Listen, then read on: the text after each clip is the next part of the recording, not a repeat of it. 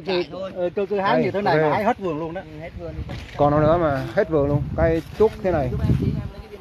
Rồi đây. Anh lọc cái bản cái vườn luôn anh ơi.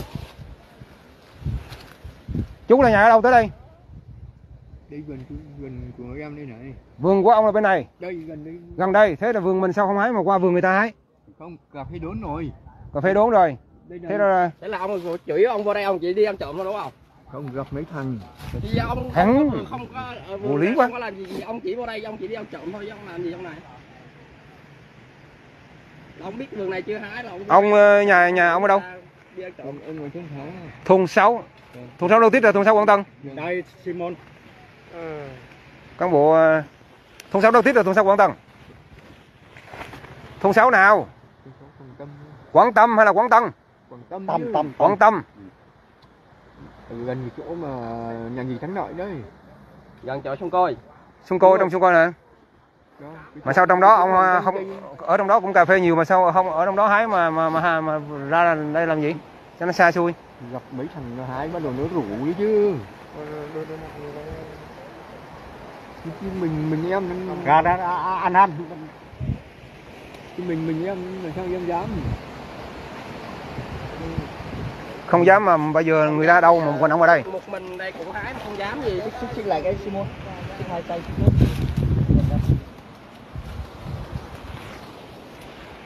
Giờ hái cả vườn người ta 400-500 triệu bạc chứ ít đâu. Cái này dự kiến mà rơi vào 4 tấn cà phê nhân. Mà bây giờ hái mấy ngày rồi. Thế này là hái hết vườn luôn đấy. Hái cho hết rồi à? Trời ơi, em đi bán hết rồi. Không có. Bây giờ là vừa mới vô làm mê mà. Mấy thằng kia. Giờ chú phải khai được mấy thằng kia. Bây giờ ông mới khai rõ ràng là những người đối tượng đó là ở đâu. Thế ra ngoài đây ra đi. Giờ thôi thì ra ngoài làm việc đi.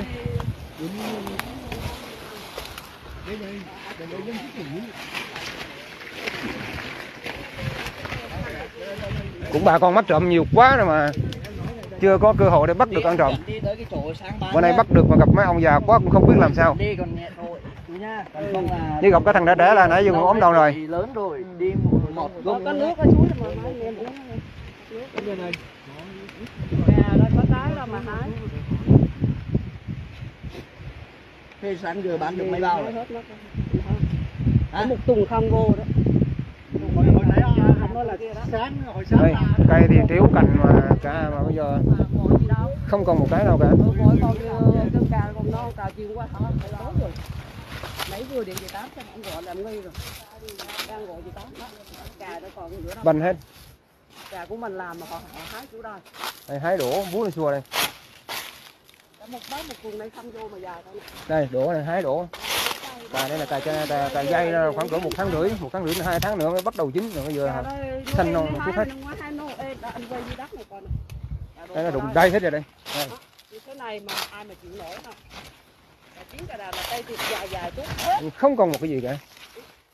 Qua này thiệt nghĩ nghe về nói là mình cứ nghĩ chỉ có ở gần người ta mới biết người ta hái chứ không ai ở xa mà tới đâu mà biết. Này hái đổ thế này này. Sắp ruột không? Đây. Anh cho hồi này em vô dạ mà đúng thì giờ còn năm nữa hái. Hết rồi. Đang nhường hùng cơ công hùng mượn công hùng đó. Hái đổ đây vậy thế này. Hết bắt rồi đó hay luôn cái đừng nói. Thì ăn trộm thì họ hái cái nào còn trong rổ thì họ lấy, còn cái nào đất thì thôi chứ có ai lượm hút chứ đâu. Đây. Quá là sắp ruột. Cắt xanh nhít thế này. Đấy còn xanh nhít thế này. Này phải là 1 tháng rưỡi nữa. Bắt đầu chín, bắt đầu thu hoạch. Đã ăn trộm này không chưa một cái non dài gì cả.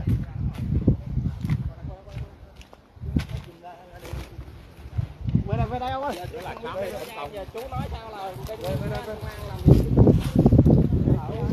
có đi tù hay không là do chú không cho ai hết. Giờ hái hết phương ca người ta 4 năm. Bây giờ ông là 10 năm, nếu mà ông kêu 4 thằng kia ra nữa là chia đều mỗi thằng 2 năm thì ông kêu ra hết đi. Chứ không là một mình ông là ông gánh 10 năm, 10 mấy năm ấy. Nào vào đồng chí công an xã làm việc đi. Thôi đi ra đi, chiếc xe nào ông là ăn trộm cà, chiếc xe nó không ăn trộm mà. Ông ra đi. Cái này là cái phương tiện ông để lưu thông trộm cắp đấy là tịch thu đấy. Bây giờ mà không khai 4 thằng đấy á, tài sản mất. ông đi tù cả người ta đây bao nhiêu tài sản, cả mấy trăm triệu, người ta nói cả mấy trăm triệu. Dự kiến cái đám này là 4 tấn bây giờ ông nhân lên giá 1.200 là ra tới 480 triệu rồi. 480 triệu. Đấy, ông biết là tù biết bao nhiêu năm. Chú Han đây, chú Han. Mình nhân đâu. Thì ông khai ra. Ông không khai thì một mình ông chịu. Hồi nãy ông già với ông là thanh niên hồi nãy giờ chứ ông không còn đứng đây nói chuyện với tôi nữa đâu.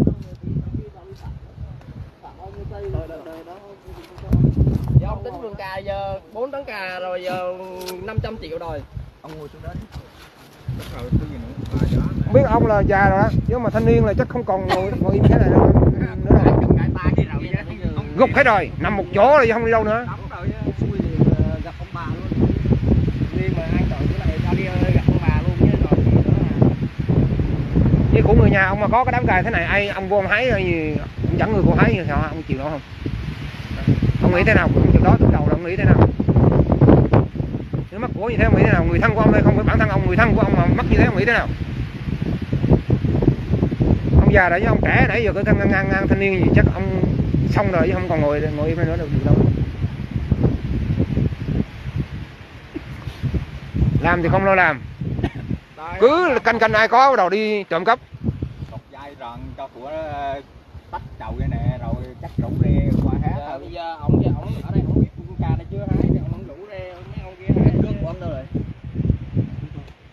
Thế nhà ở đâu? Ngoài nào? Cái đường đi công giống như ông Câm á. Chắc nhà Xuân Côi Ba Sa. Câm điệu câm mình nãy giờ xuân coi á, nhà cháu giờ lên tí á, nhà nghỉ Thắng Lợi á, là đi vô đường con bên tay á. Con ta tên gì? Tên một thằng nó làm lý nước thành phố. nó tên gì? Một thằng nó đi khoan giếng với lại giờ đóng dương đấy. Từ từ. Tên gì? Khanh à? Khanh là khoan giếng Đông Dương. Vâng. Có số điện thoại đâu? Em cầm điện thoại đâu cũng có. Thế là bây giờ là 4 thằng đó là nhà ở đâu? Trên khu ở trên đó luôn ạ. Đi ông đưa vào đó. Ông mà che giấu ở trên cầu nữa. Bây giờ ông có cầu biết bao nhiêu tài sản người ta, bây giờ cháu phải đi kiểm tra hết. Ở đây ví dụ 5 tấn là 500 triệu. Ông nghĩ là tù có bao lâu? Đúng không? Một gốc luôn, không có ngày về luôn.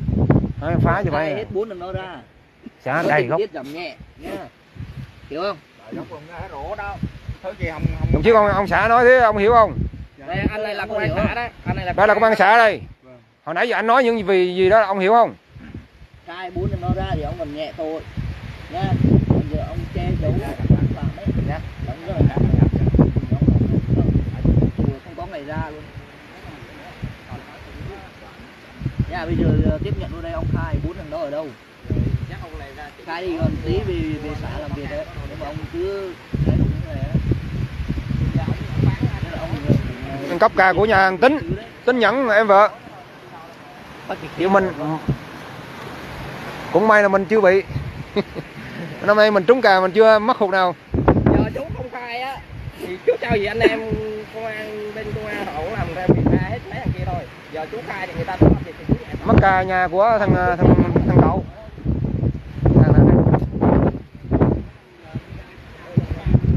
Nãy anh tưởng là đi vô đường cũ. Đạo đường nó đâu có vô được anh, biết hết rồi đâu có vô được.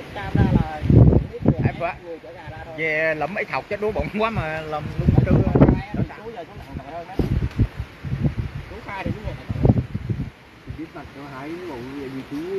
Ông này ở xã Quang Tâm gần nhà trọ Thắng Lợi.